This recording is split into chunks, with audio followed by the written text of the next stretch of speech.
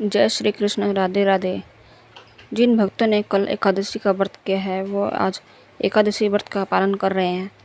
तो एकादशी व्रत के पालन में आज हम सुनेंगे तुलसी माता की कथा। बोलिए तुलसी माता की जय हो, विष्णु भगवान की जय हो। पौराणिक कथा के अनुसार प्रजापति महर्षि कश्यप की बहुत सारी पत्नियां थीं। उनमें से एक का नाम था नू। नू की संतान दानव कहलाई। नू के बड़े पुत्र का नाम था देव। दम बहुत ही सदाचार और धार्मिक प्रवृत्ति का था और दानवों की भांति उसमें ना तो ईर्ष्या थी और न ही देवता से विद्वेष की भावना। वह विष्णु भगवान का बड़ा भक्त था और उन्हें आराधना करता था। बस उसे एक ही चिंता सताती रहती थी कि उसके कोई पुत्र नहीं था। उसे आचार्य शुक्राचार्य जी को आचार्य बनाया और उनसे श्री कृष्ण मंत्र की दीक्षा ली। दम ने दीक्षा पाकर पुष्कर में महान अनुष्ठान किया। जब उसका अनुष्ठान सफल हुआ तब उसके अनुष्ठान से प्रसन्न होकर भगवान विष्णु प्रकट हुए और कहने लगे कि मैं तुम्हारी तपस्या से बहुत प्रसन्न हूँ और मैं तुम्हें कोई मनवांछित वरदान देना चाहता हूँ। तुम मुझसे अपने मन की इच्छा के अनुसार कोई भी वरदान मांग सकते हो। तब दम ने कहा, हे भगवान, यदि आप मेरी तपस्या से प्रसन्न हैं तो मुझे ऐसा पुत्र दे जो आपका भक्त हो और त्रिलोक विजयी हो, जिसे देवता भी युद्ध में ना जीत सके। तब भगवान विष्णु ने तथास्तु कहा और वहाँ से अंतर्ध्यान हो गए। दम प्रसन्न मन से अपने घर लौट आया। गोलोक में श्री राधा ने श्री कृष्ण जी के पार्षद श्री दामा को असुर होने का श्राप दिया था। श्राप मिलते ही वह दम्भ की पत्नी के गर्भ में आया और जन्म होने के बाद दम्भ ने अपने उस पुत्र का नाम शंखचूड़ रखा। जब वह कुछ बड़ा हुआ तो दम्भ ने उसे मुनि देव जी के विषय के देखरेख में रख दिया। मुनि ने उसे शिक्षा दीक्षा दी और अपनी कुमार अवस्था में शंख जोड़कर पुष्कर में गया और उस महान धार्मिक तपस्थली में ध्यानमग्न होकर वर्षों तक ब्रह्मण जी की तपस्या करता रहा। उसकी घोर तपस्या से प्रसन्न होकर ब्रह्मा जी वहाँ पर प्रकट हुए और कहने लगे कि मैं तुम्हारी तपस्या से प्रसन्न हूँ, मुझे वर मांगो। तब उसने कहा कि पितामह, मुझे ऐसा वरदान दीजिए कि मुझे देवता भी पराजित न कर सके। तब ब्रह्मा जी ने उसे ऐसा ही वरदान दिया और श्री कृष्ण कवच प्रदान करते हुए उसे आदेश दिया कि शंखचूड़, तुम भद्र का आश्रम चले जाओ। वहाँ पर तुम्हारे भाग्य का स्त्री तारा उदय होने की प्रतीक्षा कर रहा है। ब्रह्मा जी के आदेश पर शंखचूड़ भद्र का आश्रम में गया। वहाँ पर उसने देखा कि महाराज धर्मधनुष की पुत्री तुलसी तपस्या कर रही थी। दोनों का आपस में परिचय हुआ और ब्रह्मा जी की इच्छा से दोनों का विवाह हो गया। अपनी पत्नी को लेकर शंखचूड़ पुनः दैत्यपुरी में लौट आया। शुक्राचार्य जी ने उसे दानवों का अधिपति बना दिया। सिंहासन पर बैठते ही उसने अपना साम्राज्य बढ़ाने के लिए देवलोक पर चढ़ाई कर दी। ब्रह्मा जी के वरदान के कारण वह अजय हो चुका था, इसलिए देवताओं को हराने में उसको कोई भी कठिनाई नहीं हुई। उसने अमरावती पर कब्जा कर लिया और इंद्र अमरावती छोड़कर भाग निकले। देवता उसके डर से गंधरास में जा छुपे। शंखचूड़ अब तीनों लोगों का शासक हो चुका था। सब लोकपालों का कार्य उसने अपने खुद ही संभाल लिया था। उसने अपनी प्रजा की भलाई के लिए बहुत से काम किए। प्रजा उससे बड़ी प्रसन्न थी। चारों ओर सुख और शांति थी क्योंकि शंखचूड़ कृष्ण भक्त था। अतः उसकी प्रजा भी भगवान श्री कृष्ण पर पूरी आस्था रखने वाली थी।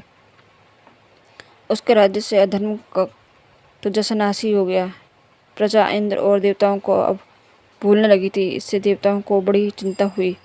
तब इंद्र पितामह ब्रह्मा जी के पास गए और बोले, हे पितामह, आपने शंखचूड़ को अभय होने का वरदान देकर उसे निरंकुश बना दिया है। वह अमरावती पर कब्जा जमाए बैठा है। सभी देवता दर दर की ठोकरें खा रहे हैं। अब बताइए हम क्या करें। तब पितामह ने कहा कि हे देवेंद्र, शंखचूड़ धार्मिक रीति से अपना शासन चला रहा है, प्रजा उससे प्रसन्न है और उसके राज्य में सभी सुखी हैं और संपन्न हैं।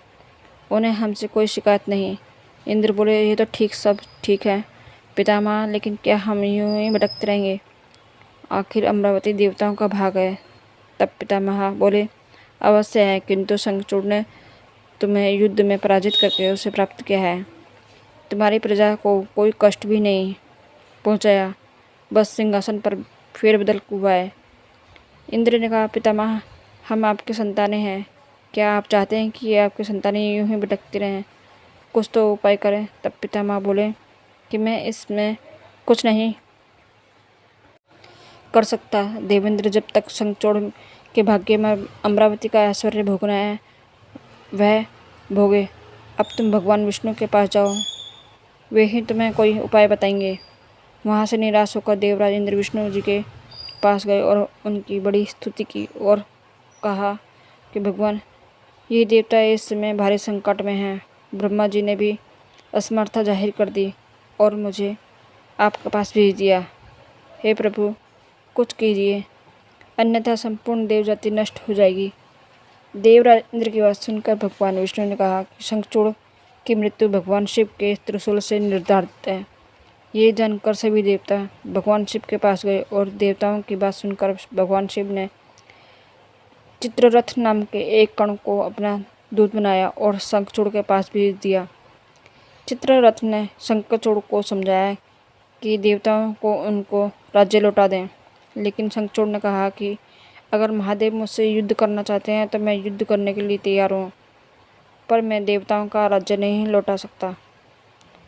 जब भगवान शिव को इस बात का पता चला तो देव युद्ध के लिए अपने सेना लेकर निकल पड़े। शंखचूड़ भी युद्ध के लिए तैयार होकर रणभूमि में आ गया और देखते ही देखते देवताओं और दानवों में घमासान युद्ध हुआ और वरदान के कारण शंखचूड़ को देवता हरा नहीं सकते थे। शंखचूड़ के साथ भगवान शिव हजारों साल तक युद्ध करते रहे। अंत में भगवान शिव ने शंखचूड़ का वध करने के लिए जैसे ही अपना त्रिशूल उठाया तभी आकाशवाणी हुई कि शंखचूड़ के हाथ में श्री हरि का कवच है, इसकी पत्नी का अस्तित्व अखंडित है, तब तक इसका वध संभव नहीं होगा। ऐसे आकाशवाणी सुनकर भगवान विष्णु एक वृद्ध ब्राह्मण का रूप धारण कर शंखचूड़ के पास गए और उससे श्री हरि कवच दान भी मांग लिया। शंखचूड़ ने वह कवच बिना किसी संकोच के दान कर दिया। इसके बाद भगवान विष्णु शंखचूड़ का ही रूप बनाकर उसकी पत्नी तुलसी के पास गए और वहां जाकर शंखचूड़ रूपी भगवान विष्णु ने तुलसी के महल के द्वार पर जाकर अपनी विजय होने की सूचना दी।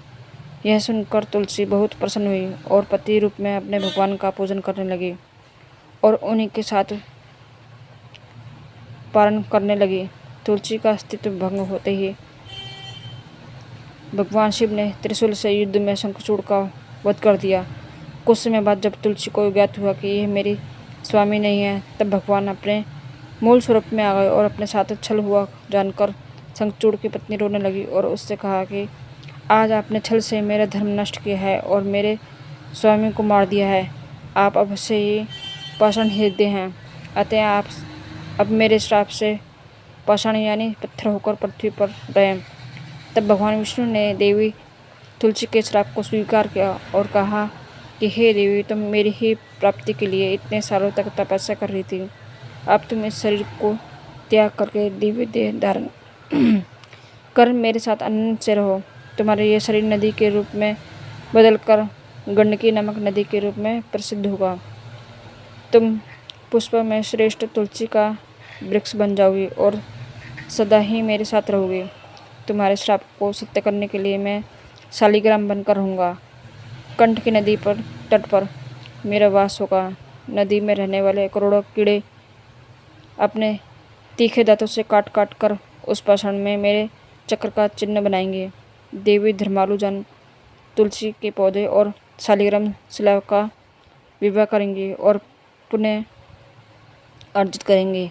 एकादशी के दिन भगवान शालिग्राम और तुलसी जी को जो कोई पूजन करेगा उसकी सभी मनोकामनाएं पूरी होंगी और मेरे को तुलसी अर्पित करेगा उसकी सभी मनोकामनाएं पूरी करूँगा। और ऐसा कहकर भगवान विष्णु वहाँ से अंतर ध्यान हो गए। एकादशी पारण के दिन तुलसी माता की भगवान विष्णु की इस कथा को जो भी कोई सुनता है उसे एकादशी व्रत का पूर्ण फल मिलता है। उस पर तुलसी माता की और भगवान विष्णु की कृपा सदैव बनी रहती है।